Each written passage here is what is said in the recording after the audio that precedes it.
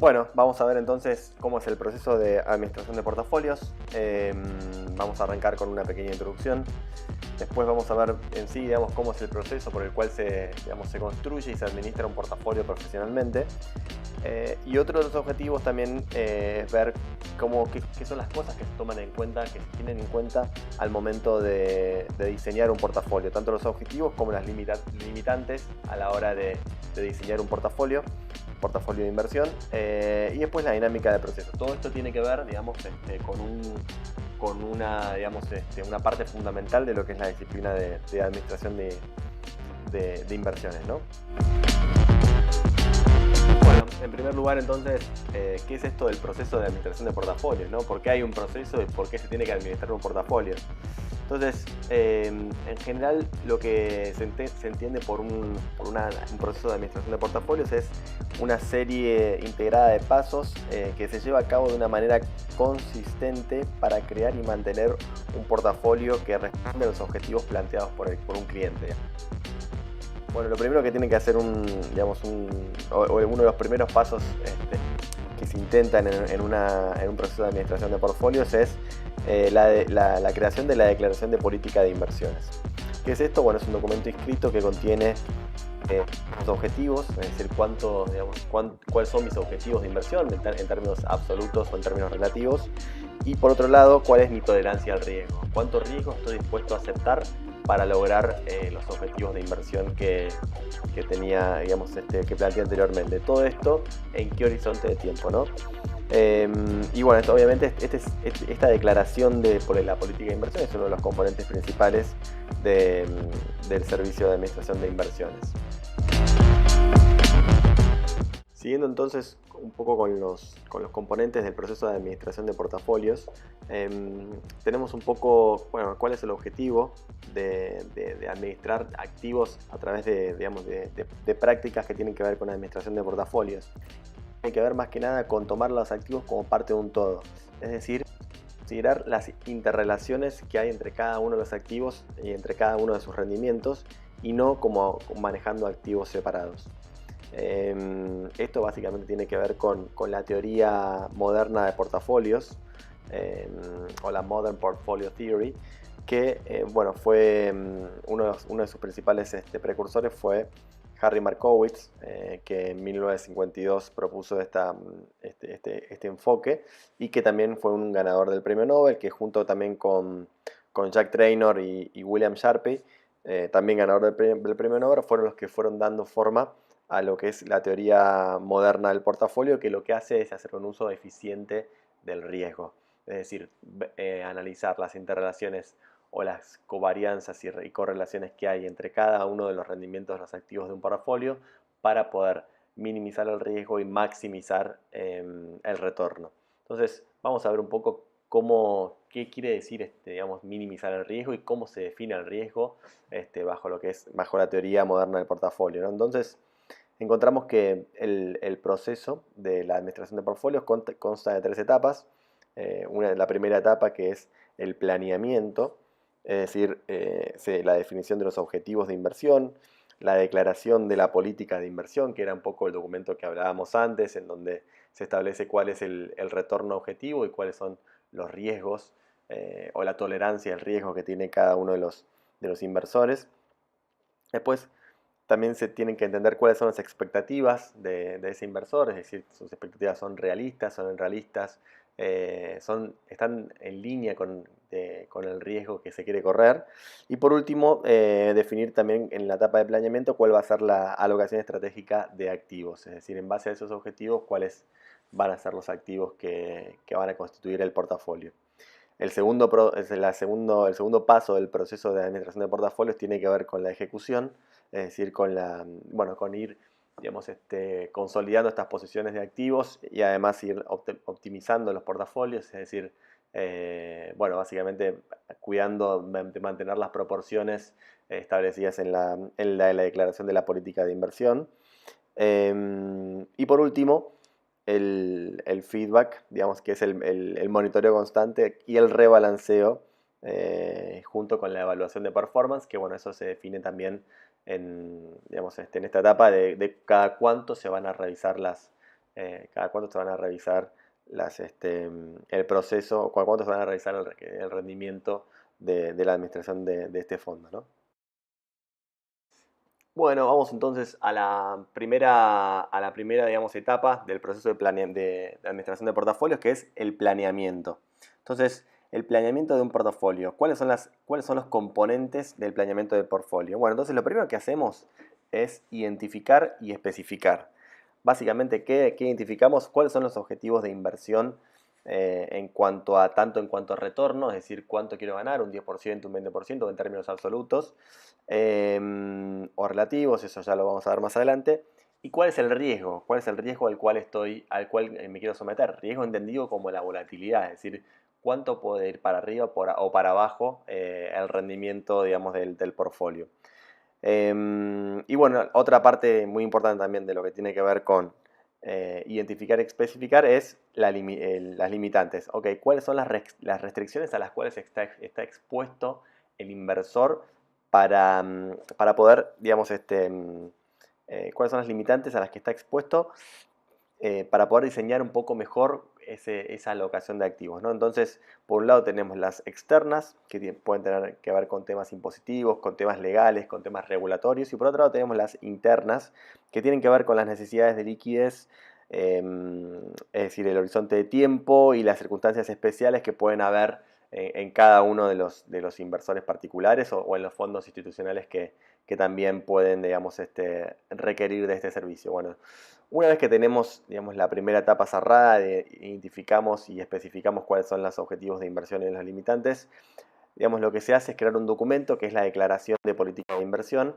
en donde se establecen, bueno, básicamente las necesidades de reportes, cada cuánto voy a tener que pasar un reporte de la performance del fondo, la guía de rebalanceo, cada cuánto voy a hacer rebalanceos del fondo, porque obviamente si yo arranco con un fondo de 50% de acciones y 50% de bonos, y a lo largo del tiempo digamos, los bonos van aumentando, las acciones van aumentando de valor y los bonos permanecen más o menos parecidos, del 100% que estoy administrando, probablemente las acciones terminen siendo mayor, y si yo en mi objetivo tengo, digamos, el objetivo de mantener 50 y 50, tendría que rebalancear ese portafolio para lograr ese objetivo de ese mix entre inversiones y bonos, ¿no?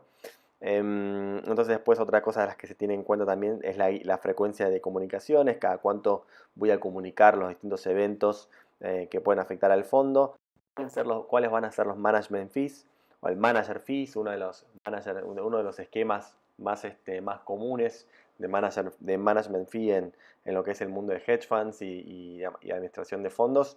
Tiene que ver con lo que se llama 220, que significa 2% anual de los fondos administrados y 20% de las ganancias que hagan, digamos, que generen o que se generen en ese fondo por el manejo activo de la cartera, ¿no? A diferencia de Warren Buffett, por ejemplo, cobraba digamos, en las famosas Buffett Partnerships, cobraba con un esquema totalmente diferente. Hacía lo que hace hoy en día Monish Pabrai, hace un 0,625, es decir, 0% por digamos, porcentaje de los fondos administrados, no cobra un fee fijo de porcentaje de administración, un 6% tiene que, digamos, performar el fondo, es decir, que solamente va a cobrar por las ganancias arriba de un 6% de ese fondo, y después te va a cobrar el 25% de lo que esté por encima de ese 6%, ¿no? Entonces, bueno, después otras cosas que se define en la declaración de política de inversión es el estilo de inversión, si va a ser un estilo agresivo, un estilo conservador, etcétera, la estrategia de inversión, es decir, si va a ser una estrategia pasiva que solamente, digamos, traquee o siga un índice, en donde solamente, por ejemplo, tengamos, por ejemplo, lo que es no sé, un traqueo de el S&P, pues entonces solamente vamos a tener inversiones en las principales compañías digamos, que cotizan en el S&P de Estados Unidos, o un manejo activo en donde, por ejemplo, se busca lograr un alfa frente a un benchmark, o sea que tenemos que superar al mercado, no replicarlo, sino superar al mercado con un manejo activo de inversiones. Y por último tenemos también las semiactivas, que es un poco un mix entre buscar un alfa, pero con un riesgo controlado. Entonces, ese sería segundo paso, ¿no? La declaración de la política de inversión. En tercer lugar, tenemos que setear las expectativas de mercado, es decir, es clave en este proceso el seteo de expectativas en relación tanto al riesgo como en relación al retorno que podemos llegar a tener. Y por último, la creación de la estrategia de alocación de activos, en donde se definen en función de los objetivos y el riesgo declarados en la política de inversión, se determinan cuáles van a ser los activos que van a conformar parte del portafolio, se determina el peso de cada activo, es decir, qué proporción van a tener esos activos, y por último los mecanismos de control de riesgo. Es decir, bueno, vamos a tener que ese es el proceso en el cual se define efectivamente en qué vamos a invertir. Vamos a invertir en acciones, vamos a invertir en futuros, vamos a invertir en derivados, en opciones, en bonos. Bueno, todo eso se define en función del perfil de riesgo y de objetivo de retorno digamos, que busca el inversor, que puede ser inversor, como dijimos antes, inversor individual o inversor institucional.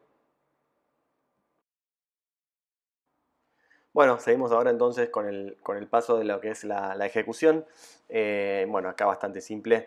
Se realiza la selección, la composición del portafolio, se eligen los activos, como decíamos antes, que van a conformar el portafolio en función de los objetivos de rendimiento y de riesgo. Y en segundo lugar, la ejecución consta también del paso de optimización de portafolio, que tiene que ver con herramientas cuantitativas que se usan para combinar activos eficientemente, alcanzando los mejores perfiles de riesgo posible en función al objetivo de retorno. Bueno, y como sabemos, esto es un proceso obviamente dinámico que está todo el tiempo ajustándose. Y finalizando con los tres pasos que habíamos mencionado en el proceso de lo que es la administración de portafolios, tenemos el paso de feedback, en donde puntualmente se da un monitoreo y un rebalanceo que mantiene, para mantener los objetivos y las limitaciones que se definieron en los pasos de planeamiento. Y también, bueno, obviamente se monitorean no solamente cómo va variando la cartera en función de las condiciones económicas del mercado, sino también cuáles son las condiciones, si hay dinámica en las condiciones del inversor, es decir, si cambia por ahí sus necesidades, si cambia, digamos, el perfil de riesgo, es decir, las necesidades, las condiciones internas que tienen que ver específicamente con el inversor, ya sea individual o institucional, también se deben ir monitoreando para realizar los ajustes necesarios. Por otro lado, también tenemos la evaluación del rendimiento, que esto, digamos, se debe haber acordado también en el documento de política que mencionamos anteriormente en el paso de planeamiento. Y acá, digamos, en lo que tiene que ver con la evaluación del rendimiento, bueno, obviamente se mide el rendimiento per se, la tasa de retorno. Se realiza una atribución, consta de tres partes, ¿no? Entonces, la medición del rendimiento, la atribución del rendimiento, es decir, en función de qué se generó ese rendimiento. Si yo tuve un retorno de 10% anual y tengo una cartera de 50% de acciones y 50% de bonos, bueno, en función de ese 10% vino de las acciones, vino de los bonos, vino de un activo en particular, es decir, a qué le atribuimos ese rendimiento. Y después también la evaluación del rendimiento con respecto a un benchmark. Si la cartera tiene un manejo activo, bueno, ver cómo fue ese mercado, si vos lo comparaste contra un índice y ver cómo se comparó contra ese índice de mercado. El rendimiento en términos absolutos tiene que ver con la alocación estratégica de activos, el timing de mercado, es decir, en qué momento entre los activos y demás, y la selección puntual de los activos. Bueno, finalmente entonces, en resumen, ¿en qué consiste el proceso de administración de portafolios? Bueno, es un proceso donde se identifican objetivos y limitantes, como decíamos anteriormente, se desarrollan estrategias de inversión, se decide la composición del portafolio, las decisiones de los portafolio management son implementadas por traders, el rendimiento del portafolio es medido y es evaluado, se monitorean las condiciones del inversor y del mercado y por último se implementan los rebalanceos que se consideren necesarios. Bueno, ya para ir terminando, nos quedaban entonces puntualmente ver dos áreas muy importantes que tienen que ver con la administración de portafolios, que una es, bueno, la definición de objetivos y por otro lado la evaluación de las limitaciones del inversor. En cuanto a los objetivos, bueno, por un lado tenemos, como decíamos antes, los objetivos de riesgo y por otro lado tenemos los objetivos de retorno. es decir, cuánto quiero ganar o cuál es el retorno que quiero sobre mi portafolio, y por otro lado, qué riesgo estoy dispuesto a correr. Entonces, son como dos cosas contraproducentes, ¿no? Porque son como cosas contradictorias, porque por un lado tengo los objetivos de retorno, que obviamente voy a querer ganar siempre lo más, digamos, el mayor, voy a querer tener siempre el mayor retorno posible, y por otro lado tengo los objetivos de riesgo, que tienen que ver con, bueno, ok, cuánta plata o cuánto capital estoy dispuesto a poner en riesgo, siempre el riesgo entendido como volatilidad, es decir, cuánto digamos, podría bancarme estar abajo en un mark to market de cartera, ¿no? Entonces estos dos objetivos son interdependientes y hay una tensión permanente entre, bueno, cuanto más riesgo asumo, más retorno voy a querer y viceversa. Entonces, bueno, el riesgo, entonces, en primer lugar, bueno, ¿cómo medimos el riesgo? El riesgo se puede medir como un valor absoluto, es decir, como decíamos antes, la volatilidad, la varianza o la desviación estándar, que vendría a ser digamos, el cuadrado, la raíz cuadrada de la varianza, y esto tiene que ver con la volatilidad de los resultados, es decir, si puedo estar un portafolio que tiene una varianza o una volatilidad mucho más alta va a fluctuar mucho más que un portafolio que tiene una volatilidad baja.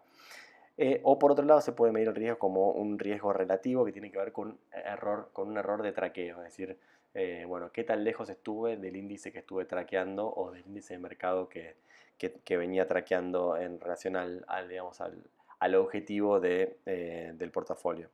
En segundo lugar, ¿cuál es la tendencia del inversor a tomar riesgo? Es decir, el inversor es tendiente tiene aversión al riesgo o, digamos, tiene posibilidad de asumir más riesgo. Y eso nos lleva al tercer punto, que tiene que ver con cuánto riesgo realmente puede tomar el inversor. Tenemos que evaluar no solamente digamos, si el inversor está dispuesto a tomar riesgos, sino realmente cuánto se puede permitir tomar en función a las necesidades de efectivo que tenga, al objetivo de riqueza en el largo plazo, a las obligaciones del inversor, es decir, si está digamos, necesitando todo el capital dentro de un año, obviamente no podemos plantear una estrategia de largo plazo que tenga riesgo y que al fin del año 1 pueda estar terminando un menos 20 o un menos 30%, porque eso sería obviamente contraproducente en función al objetivo que tiene este inversor.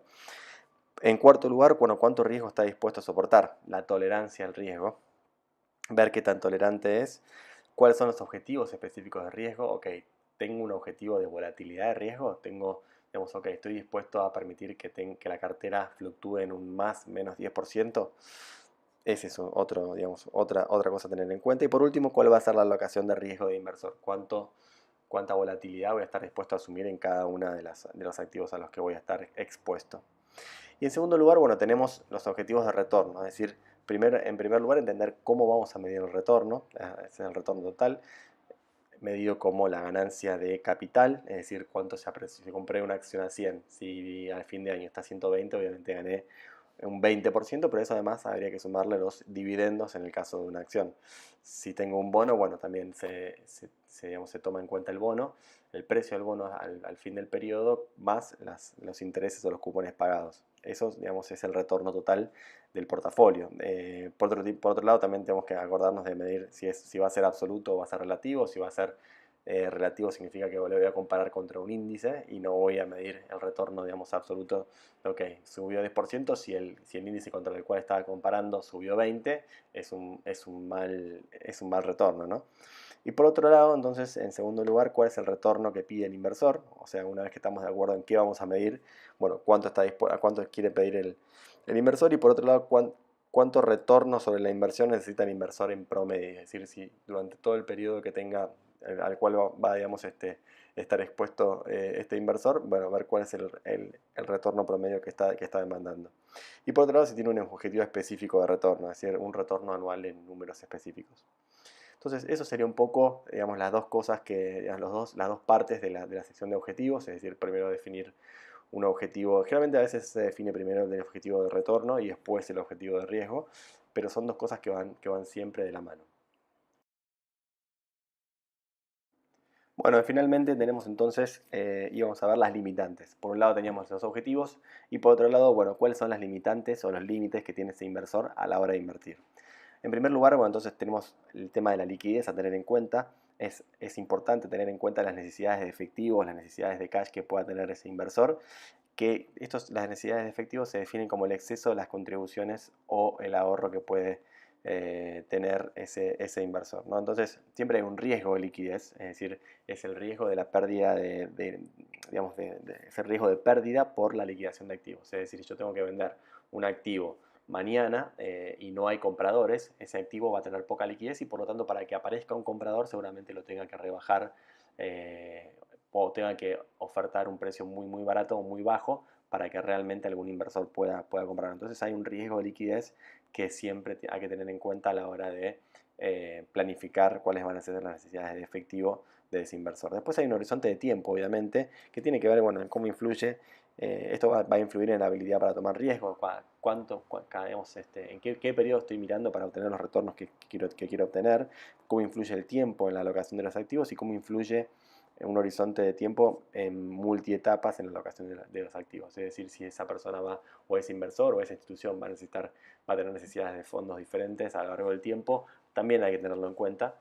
Por ejemplo, las universidades que tienen endowments o que tienen fondos que han sido donados por grandes personalidades para mantener una cierta sección de la universidad, generalmente tienen una necesidad fija de efectivo o tienen una regla que dice que de los, no sé, 10 millones de dólares que tienen de ese fondo, el 5% anual va a ir destinado a los gastos fijos. Entonces, ahí ya tenés una limitante en cuanto a que todos los años vas a tener que tener al menos un 5% para destinar a tus gastos fijos.